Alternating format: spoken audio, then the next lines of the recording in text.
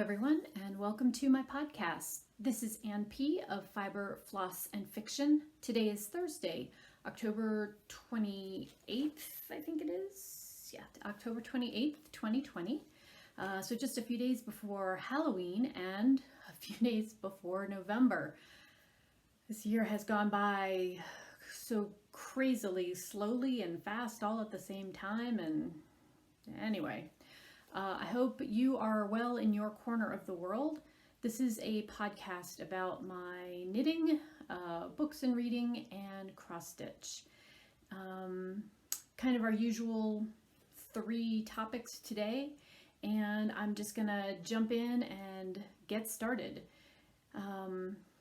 Let's talk about knitting first. I got a whole bunch of things that I've either been working on or have finished up.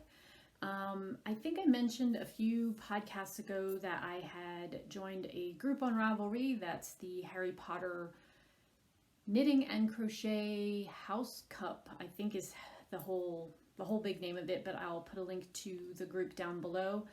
Got sorted into a house at the beginning of the term, which was September, so we're 2/3 of the way through the term. 1 more month of classes to go, and I have to say, I've been knitting a lot, so that's been good. And actually working through a bunch of stash, which is an ongoing mission of mine. But more on that in a little bit. Let's talk about what I have gotten accomplished.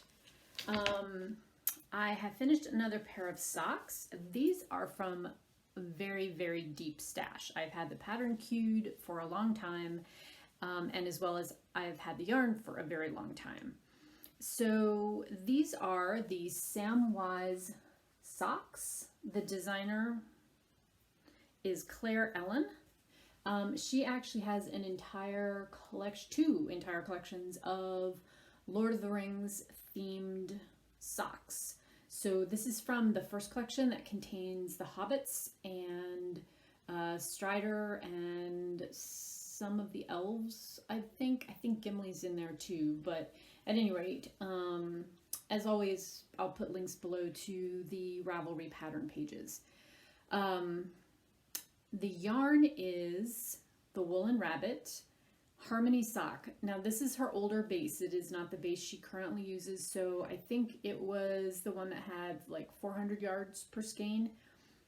But regardless, the composition is still the same, which is the 75% superwash merino, 25% nylon.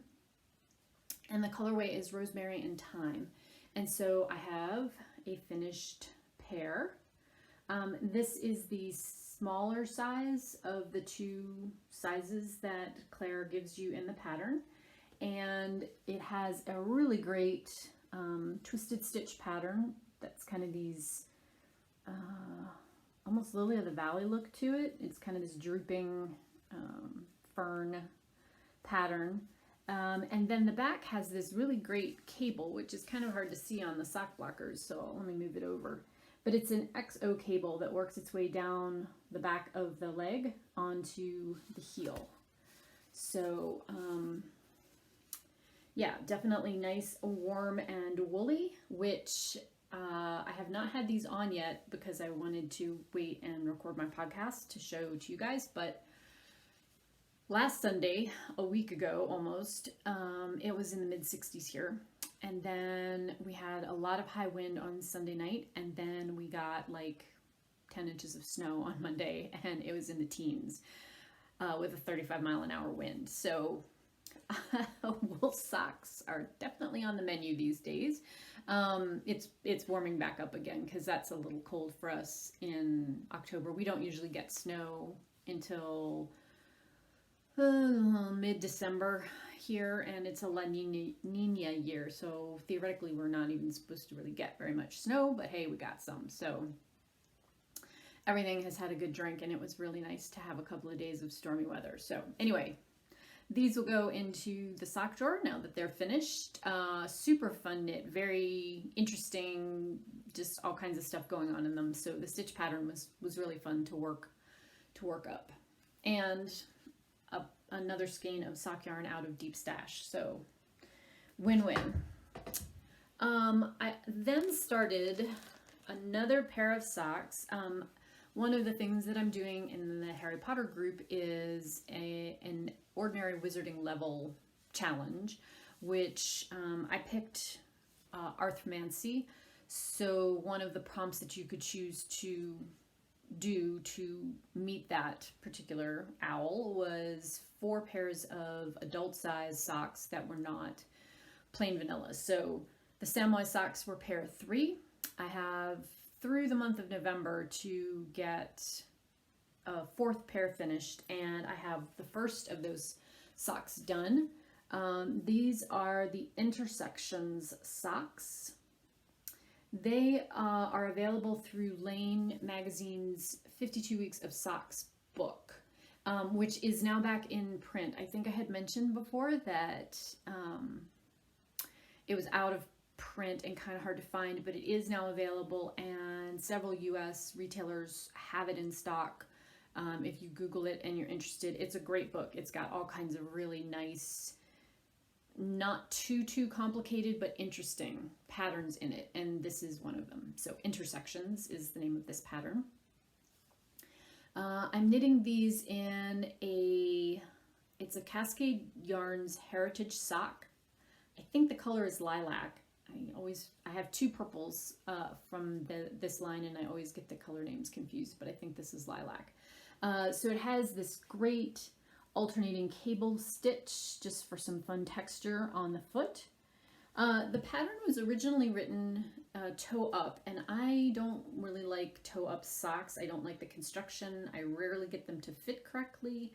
I think the starting bit is kind of fiddly, so I just converted these to top down. So I cast on the cuff stitches that you wind up with if you're knitting them this way. And then it actually was easier because the instructions tell you that the cable panel is supposed to morph into the ribbing, and so that was really easy to do from the top down because I was working the ribbing already. I also substituted in a Fish Lips Kiss heel because I do like the fit on those, and then just worked a regular wide toe. So I have one more of these to do to finish the pair and to meet the ordinary wizarding level goal. But I have all of the month of November to do that, so they're in process. And they're a fairly quick knit, so I'm sure I'll be able to get that other one done. Then I also finished a small project using up some minis. This was a pattern that I had queued for a while by Hilary Smith Callis, and it's called the Aeque, I think is how you pronounce it. It's Latin, cowl. Yes, I actually had Latin in school, but it was a long time ago and I wasn't very good at it, so I think that's how you say it. But at any rate, links below to the Ravelry pattern pages. So this is kind of this interesting little asymmetrical cowl. It's meant to be worn with the point kind of in the front like a bandana. And I used 5 mini skeins of Spun Right Round's classic sock. She Spun Right Round, I'll link to her shop below. She has a whole series of 10 mini skein groupings. And this is from her Cauldron one. I pulled out the kind of herby greens from the mix. It was greens into golds, into grays, into purples. So I pulled out the gray, and then I used 4 colors of purple to knit the cowl. And it's just a very basic,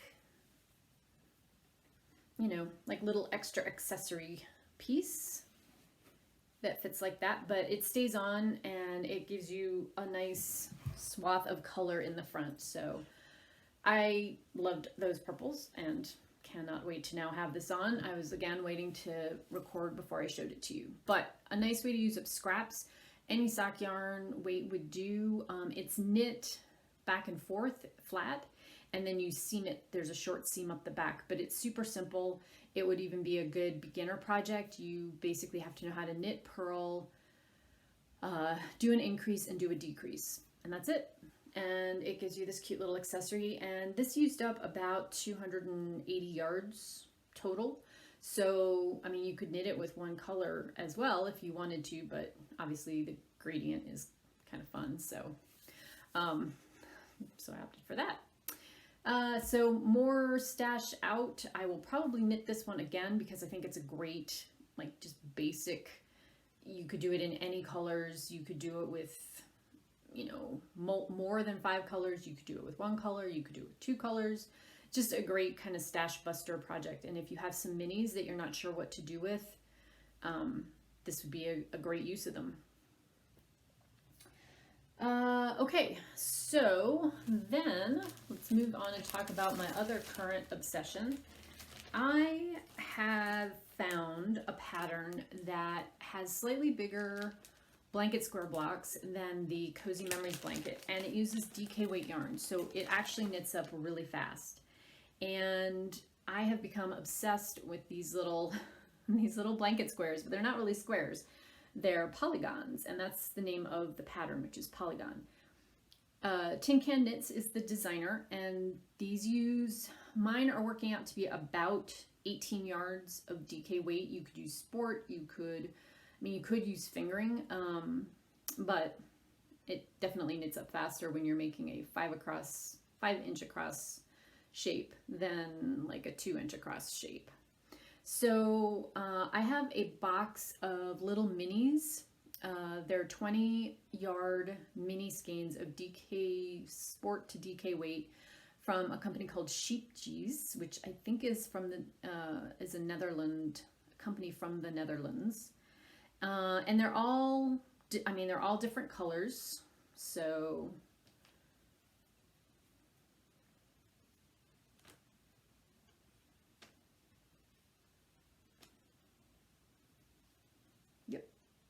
So I am just like making one a day. I do it like while I drink a cup of tea, and it's about a 35-minute process to cast on the stitches needed. The pattern comes with 4 different blanket sizes, so you can do ones that are kind of like a lap Afghan or crib size Afghan, all the way up to a full like couch sized Afghan, not quite twin bed size, but close. And I have plenty of colors to do that with. The pattern gives you the number of blocks that you need to make for each of those sizes. So I've just been casting on, and I have a couple others here in brighter colors. But these I'm actually also working on for a Harry Potter House Cup Challenge prompt for the Quidditch match. So I'm just working on these until the match ends, and then I'll count up my yardage for each of those and see how it goes. I decided I'm not going to seam anything together until I get to the end, until I have all the blocks made. I think I want to make sure I like the color placement as opposed to just randomly, sewing them together, so that the colors move through the blanket with some kind of purpose, I guess is where I'm going with that. But anyways, so I've just been working away on these. These are a great little like potato chip knitting kind of project. I knit one, I block it overnight, I pull it off the blocking board and knit another one the next day. So I have about a week's worth of work into that, and I have just been enjoying kind of doing those as I go. All right, and then I have one final knitting project to share with you guys. This one, I'm not sure if it's going to be done anytime soon, but you have to start it to make progress on it. This was another one that I pulled stash yarn to work on for an Order of the Phoenix challenge. You can see I've fallen down that rabbit hole really, really far. So the prompt was to knit something that was tied into Shakespeare or Shakespeare's plays. And I chose this pattern, which is Titania. The pattern is by Susanna Aeque. And this was in an Interweave publication that was a magazine that was all Shakespeare plays themed designs, which I don't even remember when this came out. I'm not sure how this fell off my radar because it's the kind of thing I would absolutely love. So anyway, it's this, which is a fairly large project. The other details about it are that it is lace weight and it has beads. So let me show you where I am on this. I am using, always from Stash, this skein of Superwash Merino lace weight yarn. The colorway is Ancient Celts, and it's from Gothamer yarns. I don't believe she's still in business. This is from Fairly Deep Stash, but it's a blackish blue, like woad color. And the shawl starts at the bottom edge, so you're casting on like 470 odd stitches. It's a lot of stitches. And then you're working the decreases up the pattern as you go. So you're working from this end up to the top. I am not very far along on it because these rows take forever and they have beads. So a slow go. Yeah, here's where I am. So this is the first motif's worth that you can see. That's kind of the fairy wing shape, and I'm using their clear silver lined crystal beads and they're size 11s. So I'm really loving how this looks, and I think it's going to be amazing when it's blocked.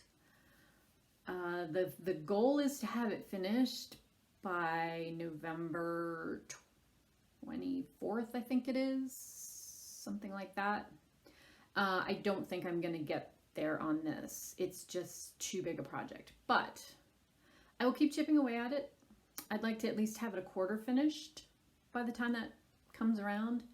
And I have to get to row 37 of the charts, and I'm on row 17 of the chart. Now, yes, the rows will be getting smaller as I work it, but not that quickly.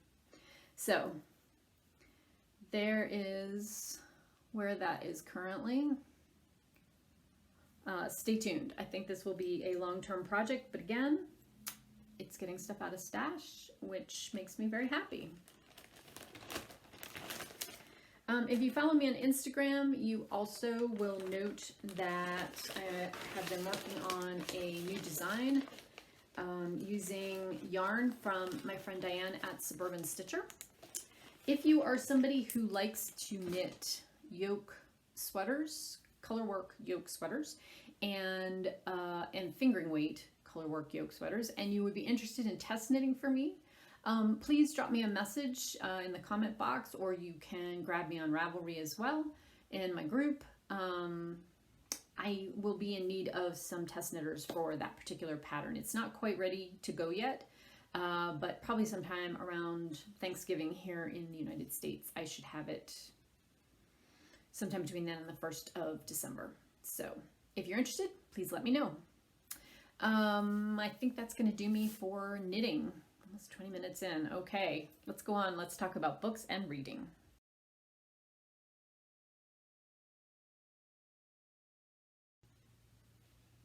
So I've got 3 books to talk to you about this time. The first book is a young adult fantasy, which I picked up. I'm a fan of the author, who is Cassandra Clare. This is her Chain of Gold. She has a new series out if you have read any of her other books. This is kind of the next generation of supernatural fighters. It's set kind of in the 1890s in the UK. So this particular one is focused on 2 main characters. The book is the same world building as her other ones. If you've read like The Clockwork Angel, it's in the same world. It's the next generation. So these are the children of many of the characters that were introduced in the first generation of books. So that's kind of fun if you've read other ones, that you sort of know some of the back history, but it's not necessary for this book. So the main character, James, is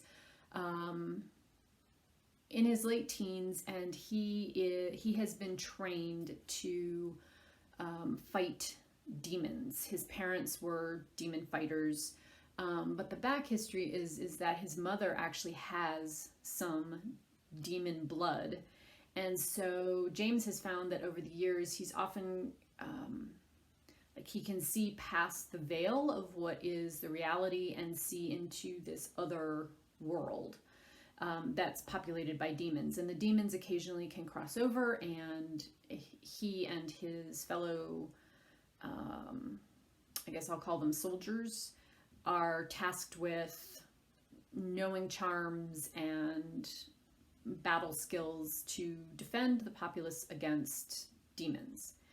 So into this story, it comes our second main character, and she is someone who has also grown up in a family that were demon fighters. Her father has been arrested for this sort of horrible chain of events that it's not totally clear how much he's been involved with, like how much of it was actually his fault and how much of it he was just sort of in the wrong place at the wrong time.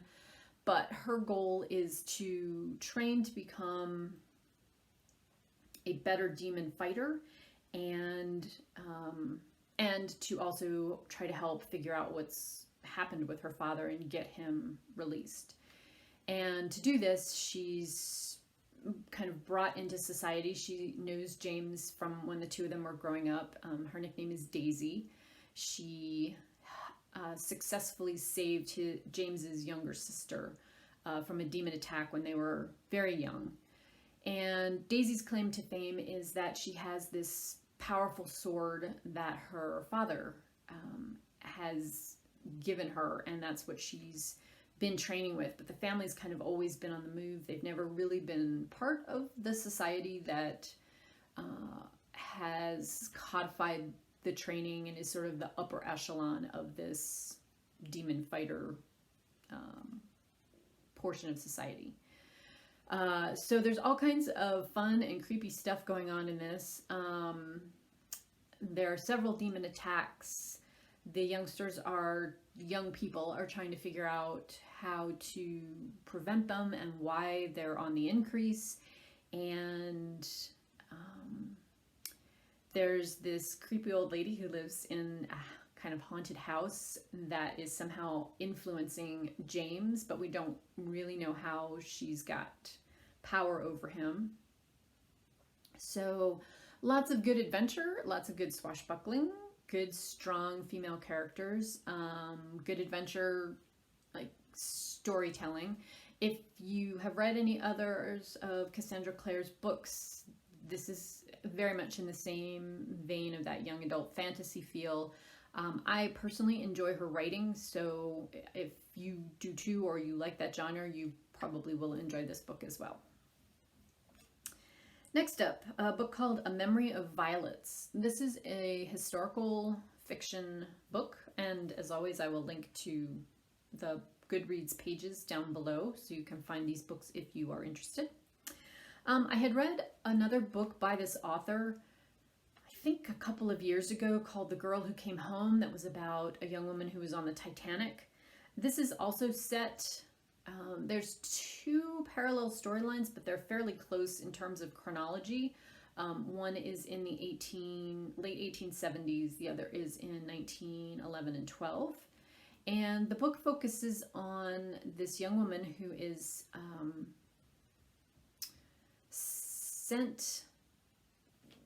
she lives in the country. She is sent to London to work as kind of the house mistress, den mother, if you will, for a charity house. And the charity house takes in young girls and women who have some handicap.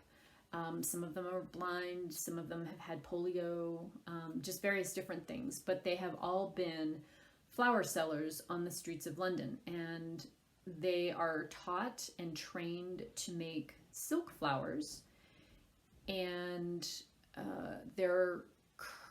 they're housed in these different houses that have maybe 12 to 15 women in them, with a house mother to supervise and make sure that they're clothed and fed, and that they, go to church on Sundays, and that they learn this particular trade. And so the young woman who comes from the country she finds this diary of one of the very first girls who was in the Violet house. She had been a flower seller on the streets. She loses her younger sister, who's like kindergarten age, on the streets, and spends her teenage years and into her adulthood looking for this younger sister who seems to have disappeared into thin air. And in the 1911-12 storyline, this young woman is housed in the same room that this girl from the previous generation lived in. And she comes across this box that's full of mementos, a button, a lace handkerchief, and her diary. And she sets out to try to figure out what happened to the younger sister who disappeared. So there's a little bit of a mystery involved in it. It's easily solved. This is a very sort of sweet little book. It's nothing earth-shattering. Very interesting portrayal of the London flower sellers just before the First World War, and kind of what London was like. It brings in a bunch of different historical events that happen, and ties into kind of the shift away from the rural agricultural society to a much more urbanized 20th century history. So some fun little details in the book. Nothing, like I said, nothing earth-shattering. It wasn't like the best read ever, but it was entertaining, and everything turns out okay in the end. So the author ties up a lot of loose ends and solves the mystery, and people pretty much live happily ever after. So if you like that kind of feel-good book, this is probably one you would enjoy. And then finally is a reread. This is a Charles DeLint book called Widdershins, which I had read before, but it came up as a very inexpensive Audible book, and so I picked it back up so I would listen to it on my morning walks with the dog. This is, I think, number 11 in the Newford series of books. So same setting that DeLint writes in most of the time. Similar characters. This one primarily focuses on Geordie, who is one of the fiddle players that that DeLint has as a recurring character. And then Jilly Coppercorn, who is an artist, and she's also one of his recurring characters.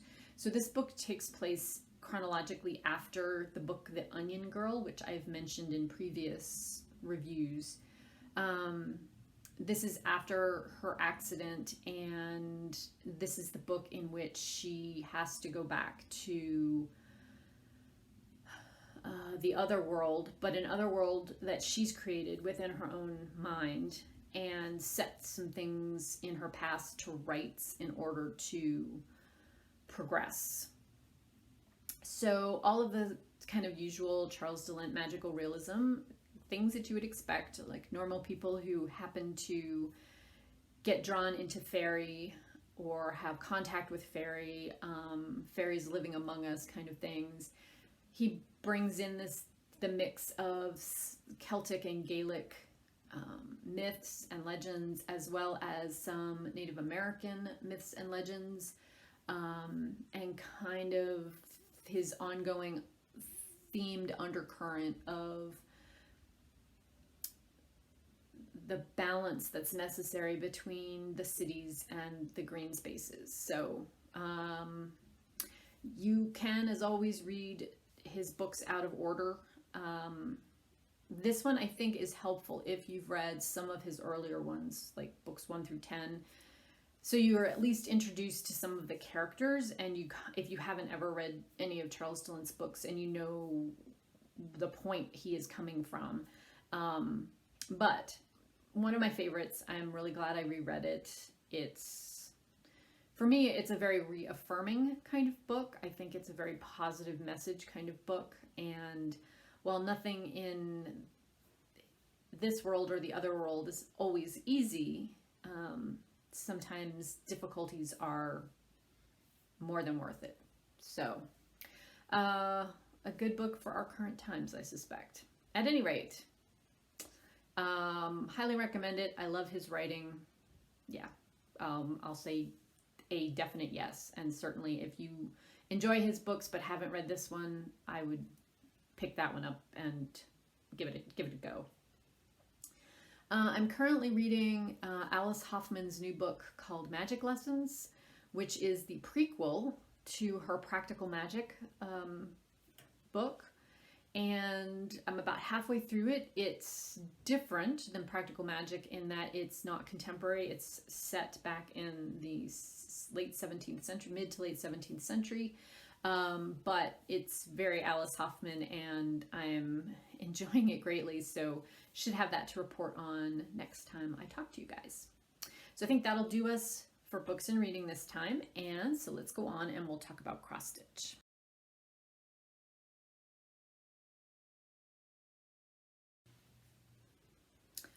So cross stitch, let's talk first about my finish, because I'm very excited about that. All right, this is Joan Elliott's Winter Fairy, and she is done. I really enjoyed working on her. This was the last of my 20 and 20 goals. She was a big one, but I got her done, which I'm thrilled with. So this is stitched on a 28 count even weave from Color and Cotton. It's her July 2017 Fabric of the Month Club, and it's kind of, that's pretty close. It's a dusty blue purple, little bit of gray mottled mix, which I thought worked great for this design. I stitched it using all the called for DMC and Kreinik and beads. However, I made some adjustments. The first one is here in her necklace. This is called for to be more of these pearls, and I wanted it silverier. So I used the silver Kreinik that's in her wings. The pattern also called for 2 colors of beads, but I didn't really see the need for that. And I also was working from stash. So I used these iridescent, they're high luster, kind of pearlized, I guess I call them white, but pearl looking beads. So I used those for all of the ones here, the ones in her bodice and her skirt, and then also down in the like fur part. I don't know if you can see those or not. Let's see, I'm trying to think what else I can tell you about her. The white overskirt was a bit of a haul, but I am very pleased with how it looks. I think it looks great. And the bunnies, I love the bunnies. Give you a close-up of them and the little, I'm not sure if it's a swan or a little chicken or something, but the baby bird down there at the bottom.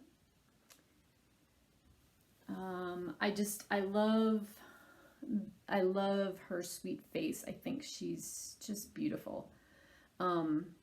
So I have ordered a sample piece of the frame I think I want to use for this, because I want to try to frame it myself.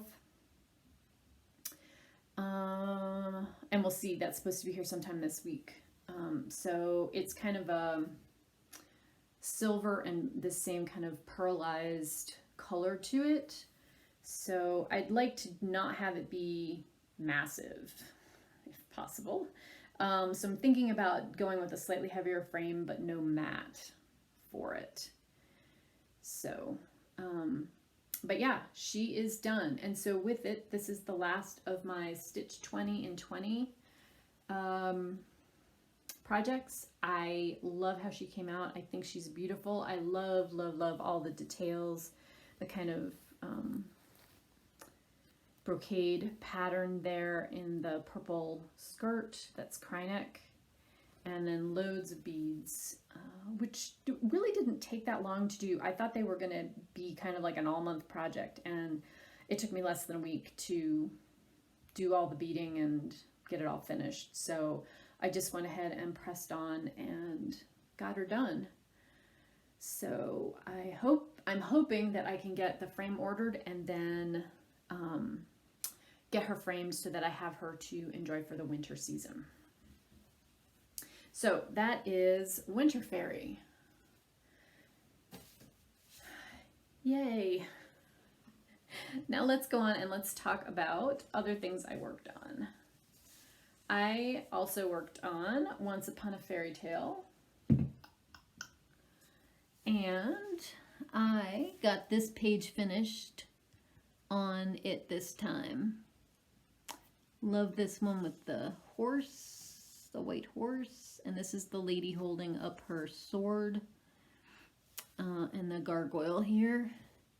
And I had some extra stitches left to work on for another challenge, so I came over and I started this side of the center line down here at the bottom to get started on that.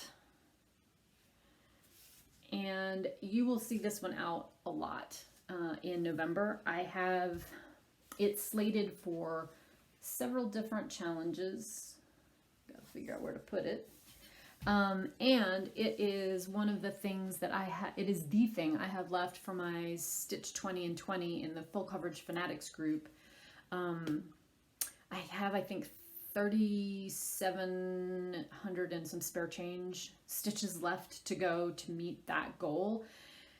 And I was talking to Spartan Stitcher, Kim, about it, and she'd been cheering me on to finish up the top row in my stitching shelf, which sounds really good. Sounds really good. I would love to do that. But I had committed to doing this, and I think this goal is closer within reach, so I want to try to get that done, and then we'll see if I have time. I still don't think I will get that top row done in a stitching shelf this year, but it's definitely within reach for 2021. So I'm going to jump ahead and talk about plans a little bit here. The Full Coverage Fanatics Facebook group in November is doing a Wheel of Fortune challenge to spell out different words that kind of fit the season. And so I'm going to be using that for that challenge. And like I said, I have it earmarked for like 3,000 stitches of other challenges. So I'm going to get pretty close to hitting that goal this coming month in November, I would think. I may have some I have to kind of ooze over into the final month of the year, but that's okay. I mean, a few hundred stitches, 1,000 stitches, whatever. I know I can get that done in December. So I'm going to keep working on that pretty consistently throughout the month of November and see how close I can get to just getting that 20 in 20 goal finished. So wish me luck on that. Next up, I had, looking for my other piece of paper, I had a new start, which was one thing that I was using as a carrot to make myself stay focused and get Winter Fairy finished. And that was the Adele Sessler piece called Companions Friendship. I have the two pieces that make this up. They're both elves and horses, both by her.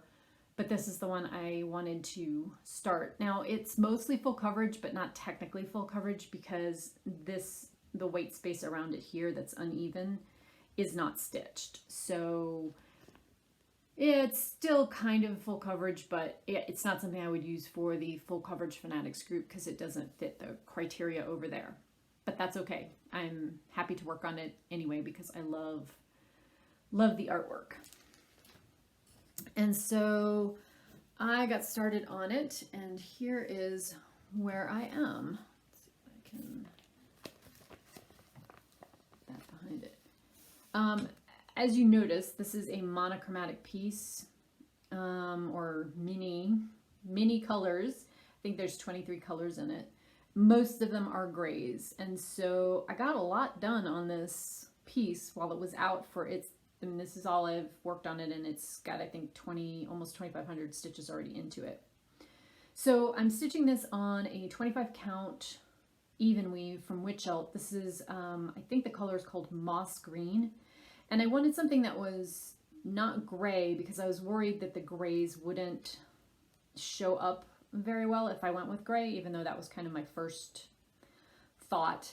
But I thought that this was a neutral enough color that it would, you know, it would show off both the light and the darks and be enough of a contrast to what is the gray that would show up too. And I think it's looking fine.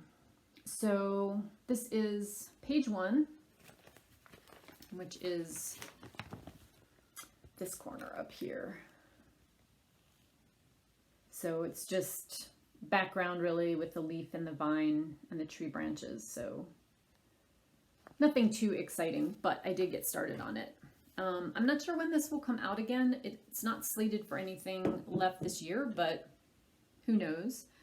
I may get the wild hair and decide that it's going to come out for another tour. So I worked on that for about a week, and then I decided that I wanted to close out the month, and so I started back on this yesterday, and I'm going to be working on it through Saturday, which is Nora Corbett's Halloween Fairy. This is available as a PDF download from Hirschner's, but you cannot get it as a print copy. So that's your only option. Pretty sure they still have this on their site. And she's not very big. You'll see here.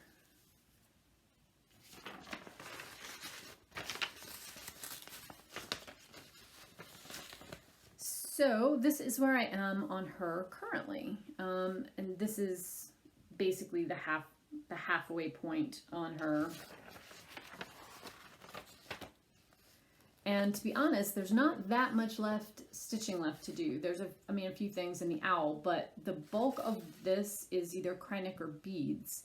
So I know that it's gonna fit on the Q-snap without, like the whole thing will fit on the Q-snap without me having to adjust it. So I'm kind of tempted to go ahead and start adding the beads and the, and the metallics now and just go ahead and do that.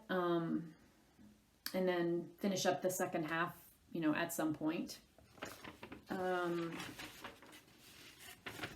So I have, I've started some of the Kreinik here. This is like an ice blue Kreinik there in the headband that she's got on. And the rest is just DMC for her and her dress. The fabric is a 28 count linen from Color and Cotton. And the colorway is Antique Peach. So it's looking much greener, I think, on the screen than it is in real life. Yeah, no, it's still looking greener. And it does have kind of a coppery patina color, but it definitely has some warm undertones in real life that I think will look good with the pumpkins and the orange beads that kind of swirl around her dress. I think she looks good on it here, but I'm saying I think that the oranger beads will also look really quite stunning on this colorway. So really enjoying that. It is not a difficult stitch at all. It goes pretty fast.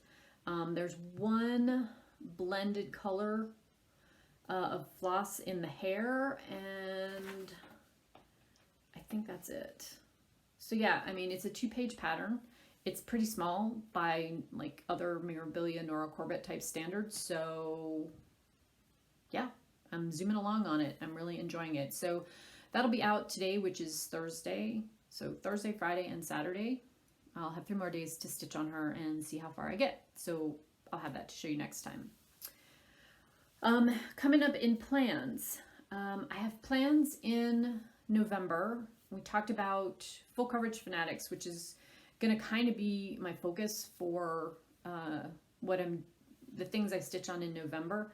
I'm really going to try to make some good progress on Once Upon a Fairytale, which I should also say that is on 25 count pre-grid fabric with the chart from Heaven and Earth Designs and artwork by Aimee Stewart. I will put links to that as well as the Adele Sessler piece below and the Hirschner's piece, the Nora Corbett Hirschner's piece.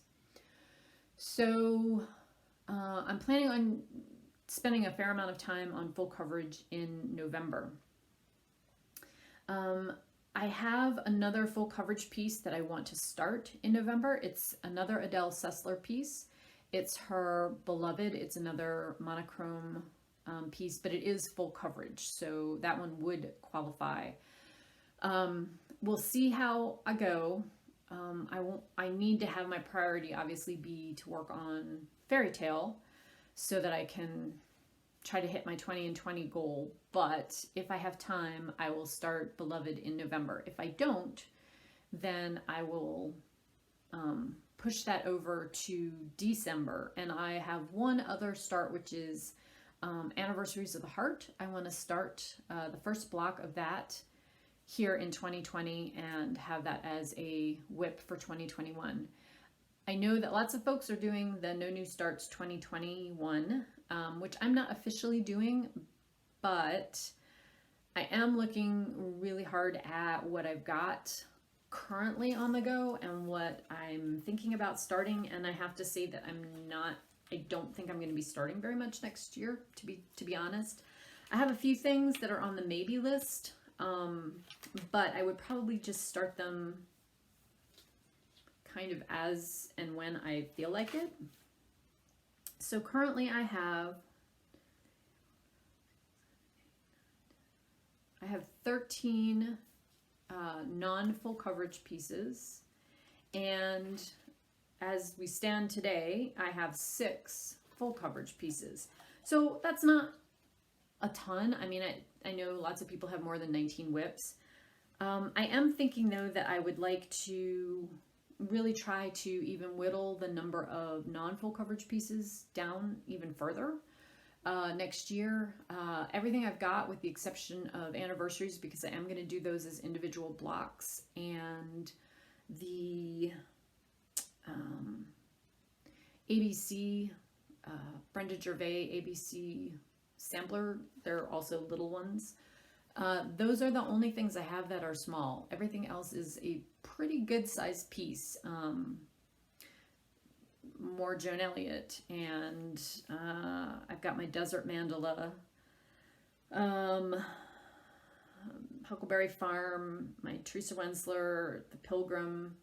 So these are all fairly good sized pieces, and I think I would like to see if I can at least get a couple more of those, if not more than a couple more of those, knocked off my active whip list for next year. So I think my focus is going to be on trying to get some things finished up and making good enough progress to set me up for maybe 2022 finishes and have that more manageable.